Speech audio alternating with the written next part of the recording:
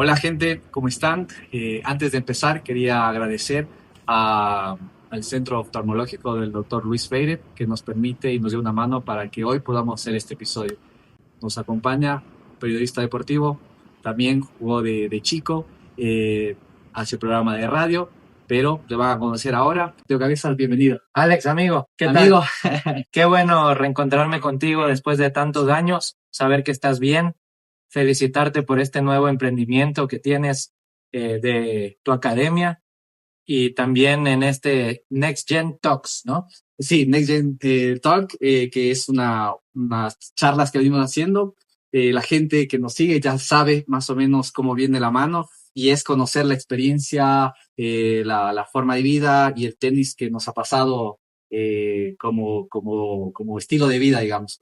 Así que, Mateo, gracias por venir y quería que te presentes ante la gente. ¿Quién es Mateo Cabezas fuera del periodismo?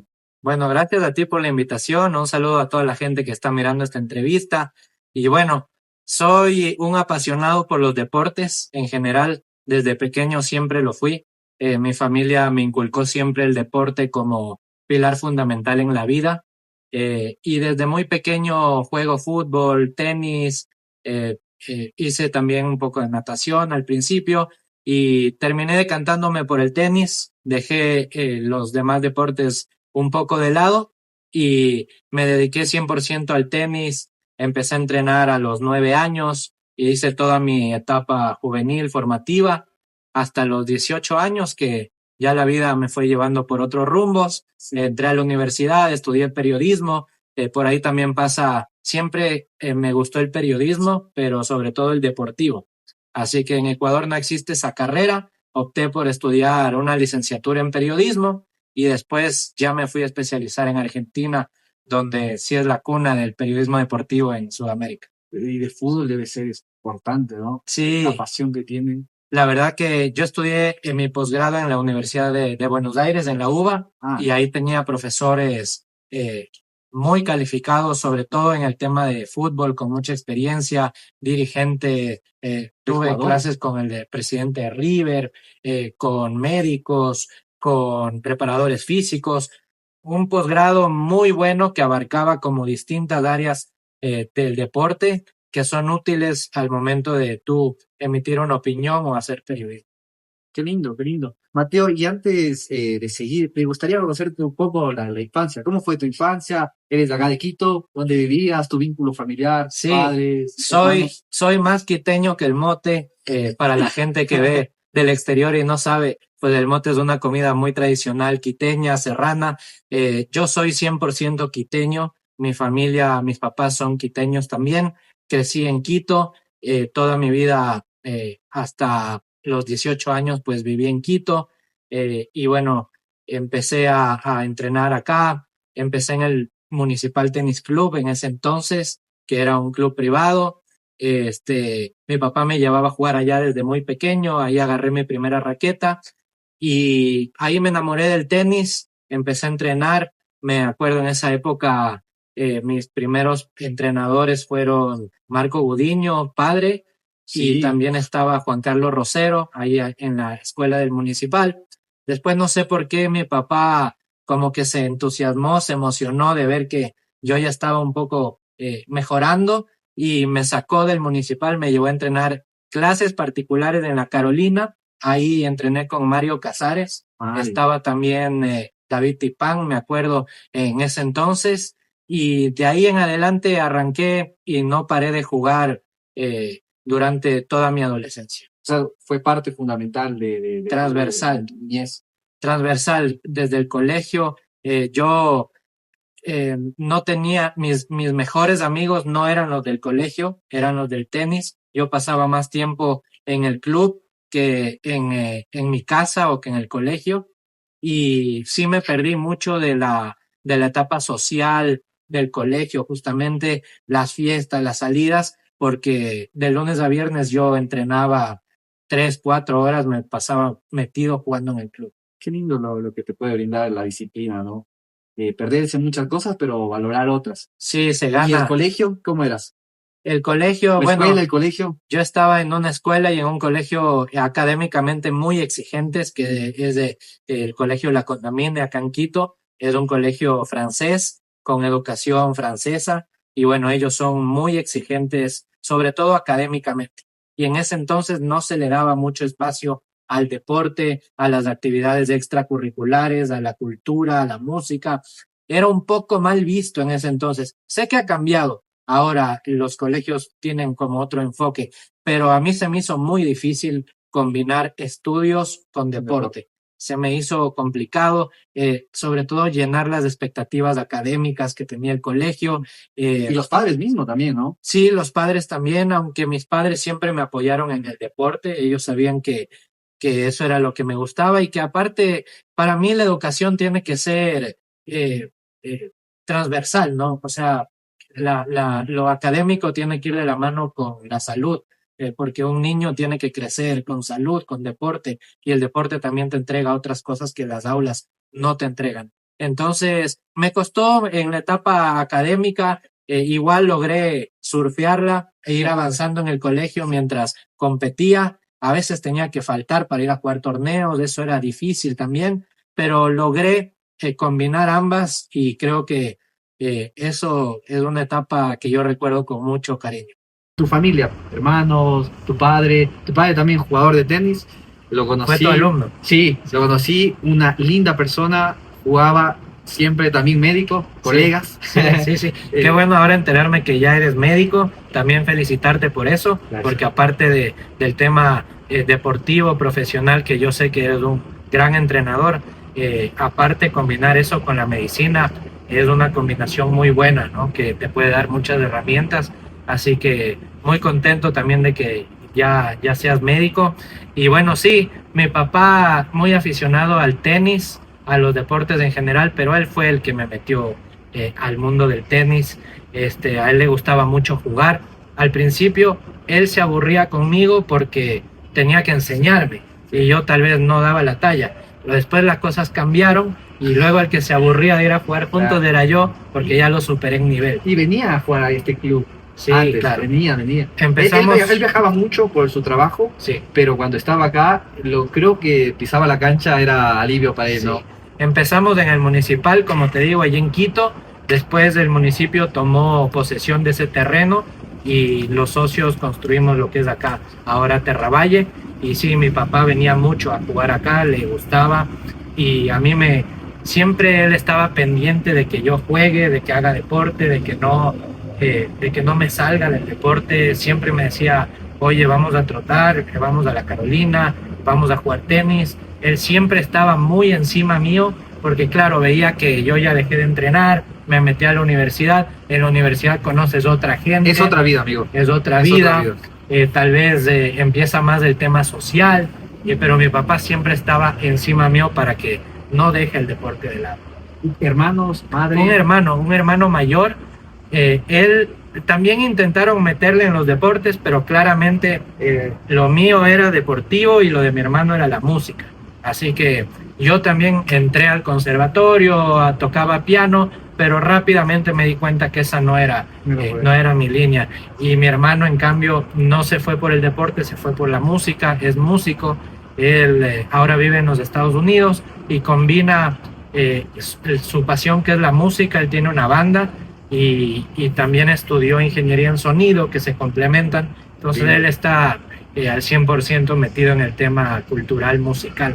¿Y por qué se fue a Estados Unidos? Por el tema que acá hablábamos, un poco más difícil. Sí, acá se le hacía muy difícil ser músico, que le reconozcan su trabajo, que le paguen bien, tener oportunidades. Más bien en Estados Unidos él ha encontrado un mercado para lo que él hace, tiene sus fans. Él vive en Las Vegas, que es una ciudad de show, de entretenimiento. Así que él es músico de heavy metal, es música rock pesado. Lindo. Y ahí tiene su nicho en los Estados Unidos. Aparte, bueno, ha podido combinar eso con el trabajo que hace como ingeniero en sonido. Así que yo creo que fue una decisión acertada irse para allá, porque sí es un país donde se valora mucho más el tema cultural de la música. En Ecuador, culturalmente, lo que es teatro, cine, música, es complicado. Es difícil, sí, la vida del artista en Ecuador es complicada. Y acá, bueno, acá en Quito, ahora yo vivo en Guayaquil, pero en Quito he visto que sí hay una vida un poco más cultural. El teatro. Sí, la El gente teatro. va al teatro. Sí. Tiene, o por lo menos tenía. Stand-ups, hay muchos también. Exactamente, hay lugares. En Guayaquil un poco menos, quizá por el tema de la inseguridad ahora no hay muchos espacios para ir a ver temas culturales, pero acá en Quito ojalá no se pierda del todo y se pueda mantener, porque siempre es importante también estar ligado al mundo de la cultura y apoyar a la gente que se dedica a eso. Total. Y tu infancia, tu padre, tu madre, tu padre y tu madre, ¿qué es lo que más te acuerdas de experiencias, de enseñanzas en la niñez? Bueno, si bien mi padre fue el que me metió al tenis, mi madre también me inculcó un amor al deporte único porque ella es deportista. Ahora ya un poco más retirada, pero en su momento fue maratonista, después empezó con la bici, se hizo y empezó a hacer duatlones y después empezó a nadar y ya se hizo triatleta. Después empezó a hacer Ironmans, se metió al mundo del deporte de aventura, hizo Guairacinchis, bueno, una cantidad de cosas que yo admiro a mi mamá porque aparte hacía eso y lo combinaba con su trabajo con la parte profesional, la familia, nunca descuidó ninguna de las aristas y es difícil porque ella se levantaba 4 de la mañana para poder entrenar, a las 7:30 estaba yéndose al trabajo, y en la tarde salía a 5 de la tarde y se iba a seguir entrenando.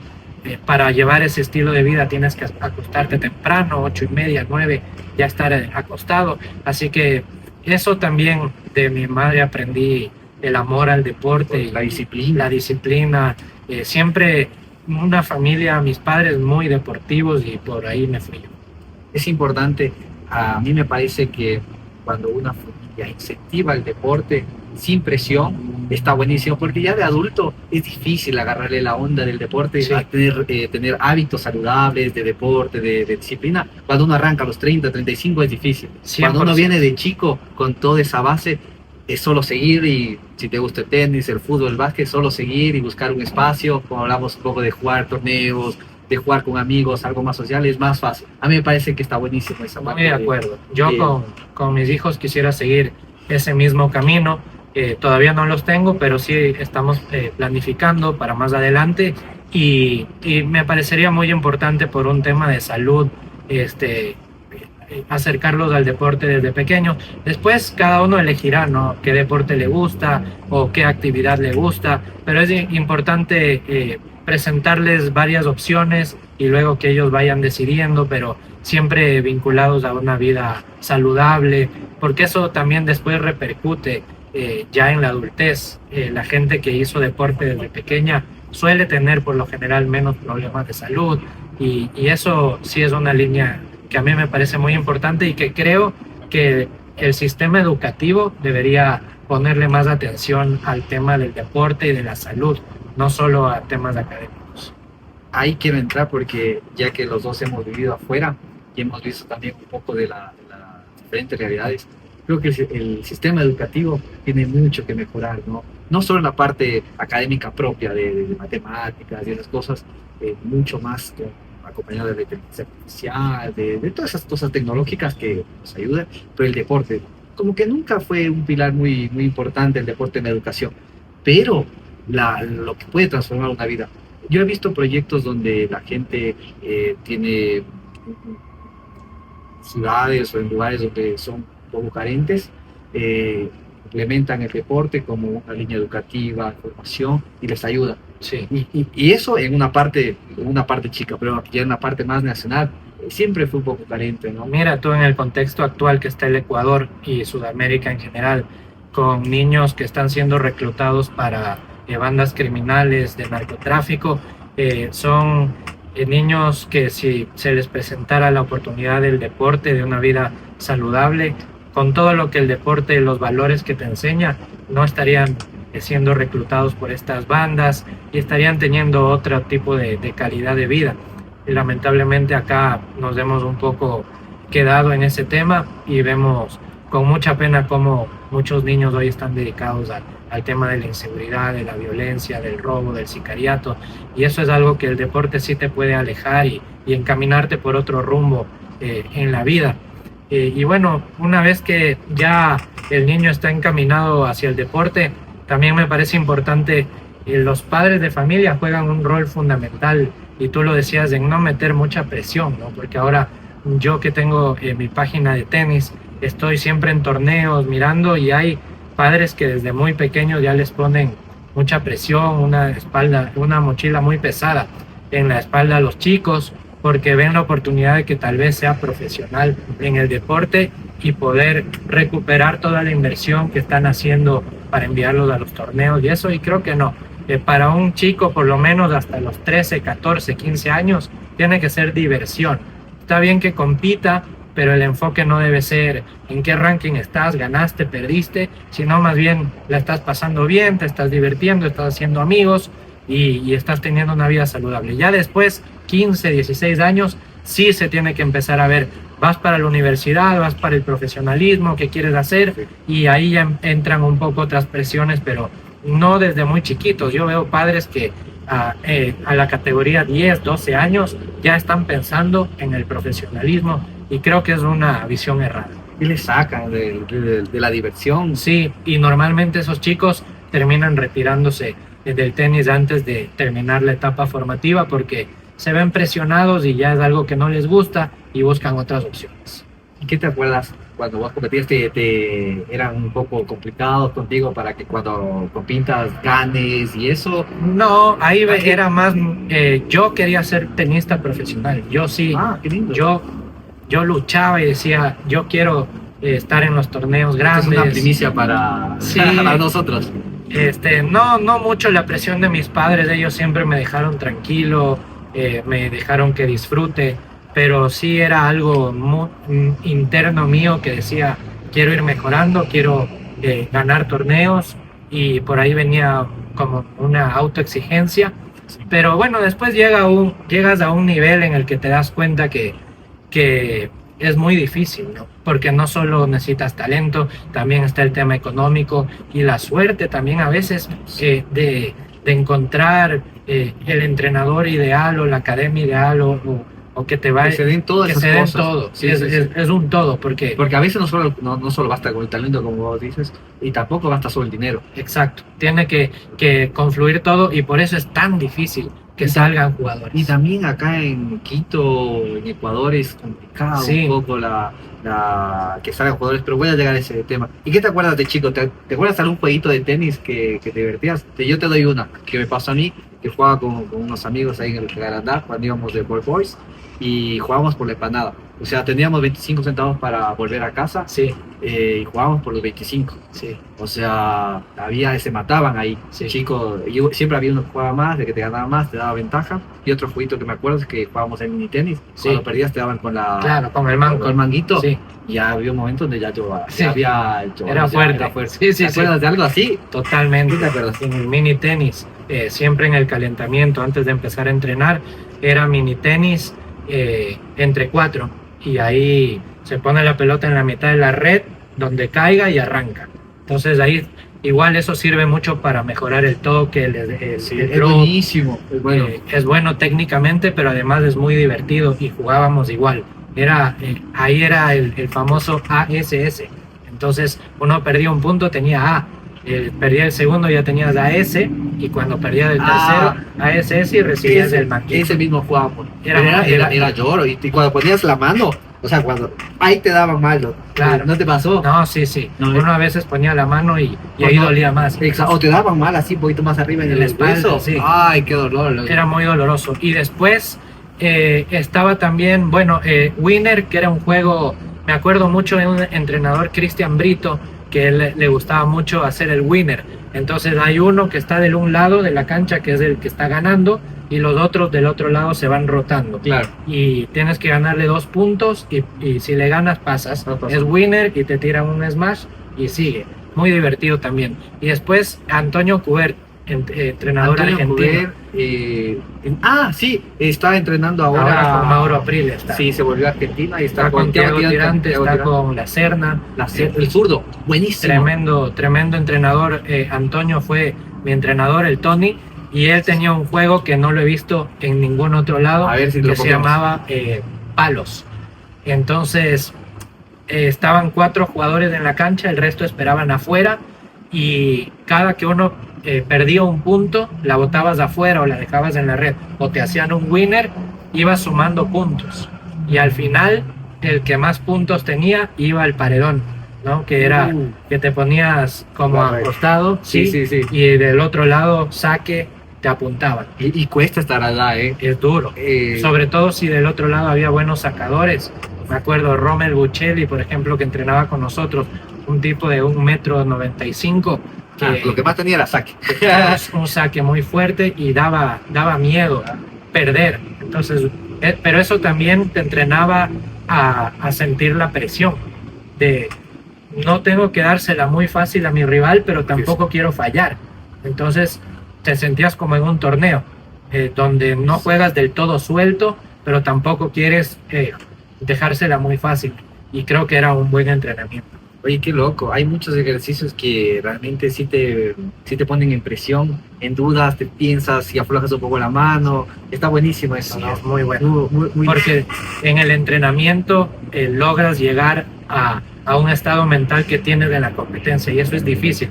Normalmente en el entrenamiento tú estás suelto, no, si la fallas no pasa nada, pero cuando tienes este tipo de penitencias para el que pierde, logras simular esa parte mental, y luego cuando llegas al torneo estás más preparado. Qué bueno, yo creo que siempre hay que irlo, menos en nuestra academia, siempre tratamos de hacerlo lo más real que posible dentro de las posibilidades que tenemos con la gente que tenemos. Mateo, y cuéntame un poco de tu etapa de la universidad, la etapa formativa, y cuándo te decidiste por estudiar periodismo, en qué momento viste que era por ahí, qué otras opciones tienes, porque siempre hay unas 2 o 3 opciones, y cuéntame un poco de eso. Me acuerdo, yo siempre fui por la parte social, entonces mis 2 opciones eran periodismo o política.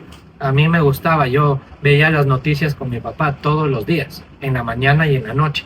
Entonces me gustaba, en esa época yo veía las entrevistas en la mañana con Carlos Vera y con Jorge Ortiz. El Jorge Ortiz estaba en Teleamazonas y Carlos Vera en el ¿Te gustaba ese momento? Me gustaba. A mí me parecía aburridísimo. Ahora cuando crecí me encanta, porque te pasa una buena info, pero en ese momento es aburridísima, No, a mí me apasionaba. Era pasión. Yo quería ser Jorge Ortiz o Carlos Vera en ese momento, gracias. Y ahí como que me empezó a gustar la política, me empecé también... en mi época, en su momento cambiaron, se votaba desde los 18 años, y en mi época cambiaron que desde los 16 era opcional. Entonces yo desde los 16 ya me informaba para ir a votar, y me empezó a gustar la política, y a la par me gustaba también la comunicación. Como yo admiraba a estas figuras de la televisión, yo decía, quiero también, no sé si política o periodismo. Entonces por ahí iba. Pero el después periodismo estuvo siempre. Okay. Y la política también era una opción. Pero después me terminé jugando porque igual quería estar ligado al deporte. Entonces en la política iba a ser un poco más difícil. En el periodismo sí hay una rama deportiva, así que dije, me voy por el periodismo y luego me especializo en periodismo deportivo. Y ahí terminé decidiendo. Siempre mi plan fue estudio periodismo y después ya me especializo en la parte deportiva. Al principio yo salgo de la Condamine y me voy a estudiar en los Estados Unidos. Me gradué allá del colegio, fui a hacer un intercambio el último año de bachillerato. Y que hablas bien inglés. En su momento hablaba mejor, ahora han pasado ya muchos años sin practicar y ha empeorado mi nivel de inglés y de francés lo mismo. Entonces me gradué en Estados Unidos y allá jugué high school, el tenis colegial. En los torneos que yo jugaba iban los entrenadores de las universidades a reclutar a los chicos. Me acuerdo, yo jugué un torneo allá donde estuvo Jack Sock, que luego llegó a ser top 10 del ATP. Y en ese entonces ya a Jack Sock con 15 años lo buscaban, todas las universidades lo querían reclutar. Y ahí estaban, y yo decía, yo quiero jugar tenis universitario en los Estados Unidos. Ya yo dije, no llegué al profesionalismo, quiero una beca universitaria, me voy por ahí. Entonces me fui, jugué ese año allá en el colegio y me dieron una beca de 50%, pero era una universidad privada muy cara en los Estados Unidos, que igual el otro 50% yo tenía que pagar, eran como $30,000 por año. Entonces no era una opción para mí porque era una universidad privada y es la única que me ofreció una beca.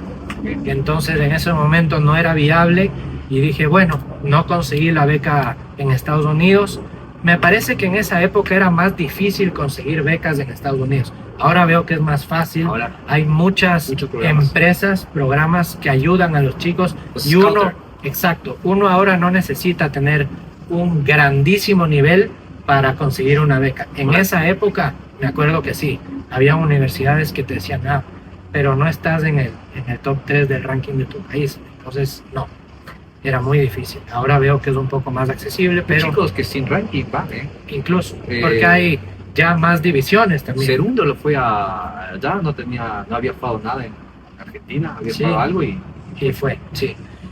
Ahora como que hay más oportunidades. En esa época se hacía muy difícil y bueno, regresé a estudiar acá a Ecuador, estudié periodismo y bueno, ahí me alejé un poquito del tenis. Dejé de entrenar. Porque la etapa universitaria, como hablábamos, es diferente. Ya hice otros amigos, por ahí salíamos ya más en las noches. El viernes. Sí, ya decidí un poco priorizar también la vida social, que estuve muy alejado de la vida social hasta los 18 años. Llegan también las novias. Total. Entonces ya es como otro enfoque. Y sí, y también tratar de terminar la carrera, porque fácil es entrar, pero terminar a ver cuándo también. Sí, yo recuerdo el primer día de periodismo en la UDLA que estudié yo, habremos estado tal vez 60, 70 personas, de los cuales nos terminamos graduando 15. Entonces hay muchos que en el camino se fueron quedando y es importante, para mí siempre fue importante, prioridad 1, graduar y después cualquier otra cosa. Entonces, sí seguía jugando al tenis, pero ya cada vez con menor frecuencia.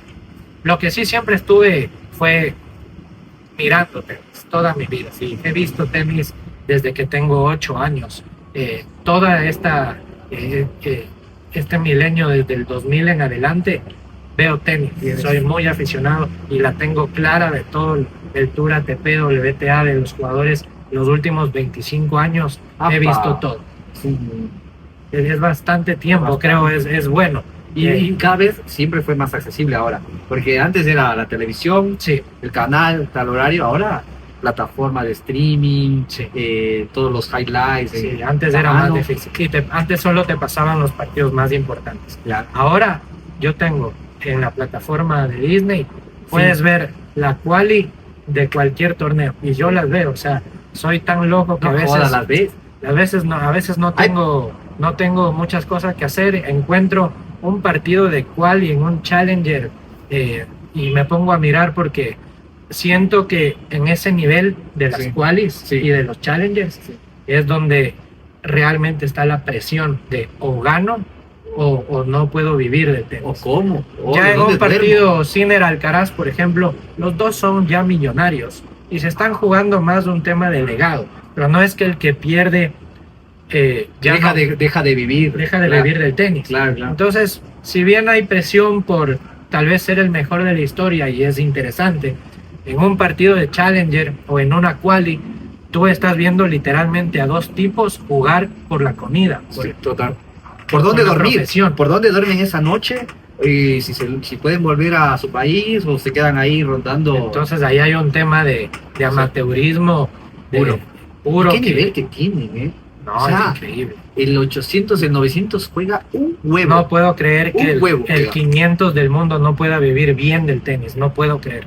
Y si estás 500, 800, muchas veces pierdes dinero jugando al tenis. Y no debería ser así, porque es gente con mucho talento que ha dejado muchas cosas de lado.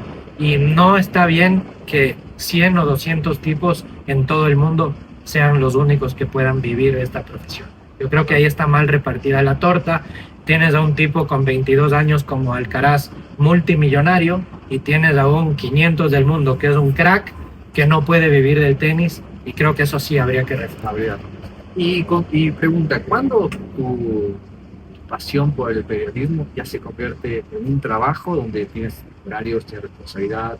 ¿Llegó ese momento? Sí, yo tuve tal vez un poco de suerte, pero también el hecho de haber tenido los huevos de haber aceptado propuestas para las que quizá no estaba preparado, pero igual uno dice, me lanzo y como sea la voy surfeando. Yo estaba creo que en tercer semestre, todavía estaba empezando, no tenía mucho las bases y me llegó la propuesta de integrar un programa de televisión que yo siempre veía, se llamaba Ego Deportes. Ego Deportes, estaba claro. en Canal Hoy, que era el canal 21, acá en señal UHF, o sea, no era ni siquiera un canal nacional, era un canal local, pero con mi papá. ¿Cuántos años? Eso fue a los 20 años. Entonces con mi papá siempre veíamos, éramos aficionados al fútbol, yo hincha del Deportivo Quito a muerte desde muy pequeño. Entonces veíamos el programa Ego Deportes con el periodista Oscar Portilla. Y de la nada yo estaba en la universidad y me llega una llamada para ser parte de ese programa, que yo siempre lo había visto. ¿Pero cómo te llegó? A través de una persona que estudiaba periodismo en mi universidad, Sí. que vio algo, no sé, talento o vio seriedad, responsabilidad en mí y un día necesitaban un chico para llenar un hueco de los viernes. Ese típico reemplazo que... Ese típico reemplazo que, oye, no te vamos a pagar nada, solo sería los viernes, ni siquiera para el transporte tenemos, tú tendrías que llegar por tus propios medios, pero esta es tu oportunidad, ¿la quieres o no? Y ese rato yo dije, obvio, ojos cerrados. Había que tomarla. Había que tomarla. En este momento no te lo toman, ¿eh? Mucha gente no te toma ese espacio. Sí. En este momento no. Te dicen, bueno, ¿por cuánto? Exacto, y tal? Sí. Porque... Pero yo creo que hay que empezar por algo. ¿Y cómo fue ese desafío? No, yo temblaba. La primera vez que fui, me senté frente a la cámara en el estudio y temblaba. Y la gente me escribía, me decía, oye, no te muevas tanto. Se notaba. Al aire yo creo que me veía así. La típica... Porque la gente me escribía, me decía, trata de mantenerte, te estás moviendo mucho. Muchos nervios. Nunca había estado yo frente a las cámaras. Pero poco a poco le vas perdiendo el miedo, ya vas aprendiendo a expresarte y a dar tu opinión, a defenderla.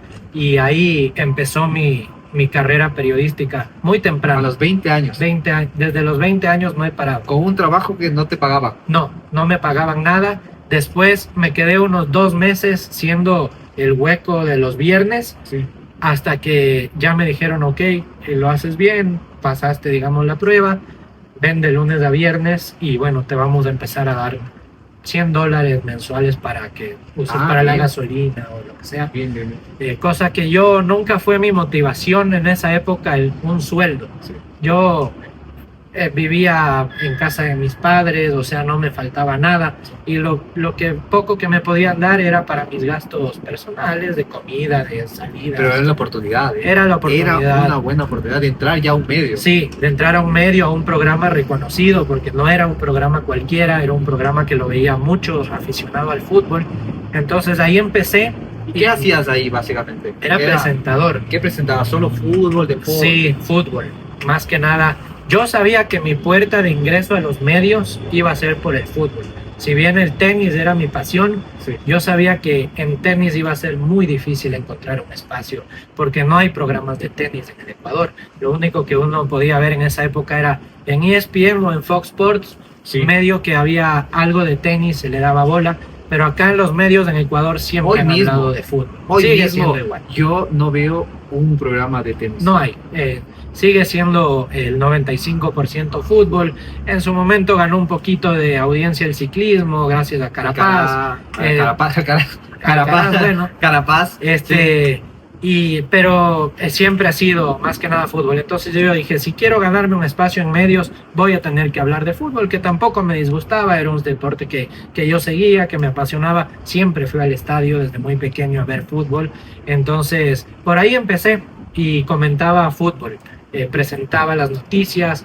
En ese entonces yo era el encargado de leer la pauta también, de leer los auspiciantes, las menciones. Eso por lo general lo hace el que está empezando, no lo hace el que ya tiene el recorrido.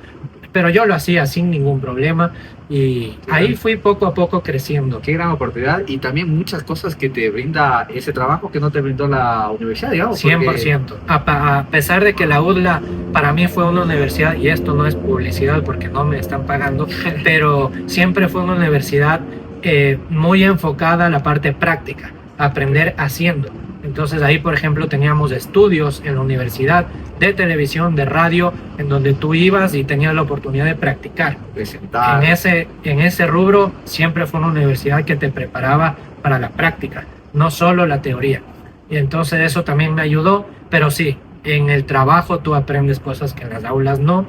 Y luego, muy lindo empezar como presentador, porque yo estaba en la televisión ya empezaste las pantallas. Pero luego sí me tocó también hacer la parte de reportería, de salir de la calle, de gastar zapatos, de ir a conversar con las personas. Y eso también fue tan útil para mí porque me dio esa calle que yo necesitaba. El periodista se forma en la calle. Y la vergüenza se deja en la calle. En la calle y el periodismo no se aprende en un set de televisión para mí. Yo tuve la oportunidad de empezar ahí, lo cual es raro, pero normalmente siempre tienes que empezar en la calle, caminando, tragando sol, en coberturas, donde no siempre te tratan bien. Tienes que conseguir la noticia, la entrevista, como sea. Si tiene que ser trepándote una pared, pues lo tienes que hacer. Así que luego también me tocó hacer eso y eso fue la mejor escuela para mí. ¿Y cuánto tiempo estuviste ahí? En Ego Deportes estuve como 2 años. Salimos de Hoy TV, en su momento el canal quebró, el diario Hoy quebró, y nos fuimos a RTU, que era otro canal. Ahí continuamos haciendo el programa y estuve un par de años metido ahí, lo cual también me dio cierta fama, ¿no? O sea, no es que era famoso, pero la gente ya me reconocía, me decía, tú eres el de Ego Deportes. Entonces, Ego pues marcó bastante. Sí, ¿no? Marcó el inicio de mi carrera. Por ahí agradecimiento siempre a Oscar Portilla, a David Serrano, que fue la persona que me llevó. ¿Y ellos ahora se dedican o están en otro medio? Sí, están en otros medios, al igual que yo, pues ya ese proyecto terminó y hemos pasado la página. Después de eso empecé en la radio también, es otro mundo. Hice prensa escrita, hice prensa digital, hice de todo un poco. Yo dije, quiero aprender todo y después decidir qué es lo que me gusta y qué no. Y la verdad es que todo me gustó. ¿Y la radio qué tal es? La radio es un mundo mágico. La radio, para mí, nunca va a poder ser reemplazada. Porque tiene algo de que tienes que tener mucha creatividad para transmitirle al que te está escuchando tus ideas y sin que no vea, y hacerle una imagen en su cabeza de lo que estás tratando de hablar, y eso es difícil conseguir, no es fácil. Entonces para mí la radio tiene una magia todavía, tiene magia, no muere todavía. No, para mí no va a morir. Hay formatos ahora como el podcast, como otros formatos digitales, pero la radio se mantiene porque siempre va a estar la radio.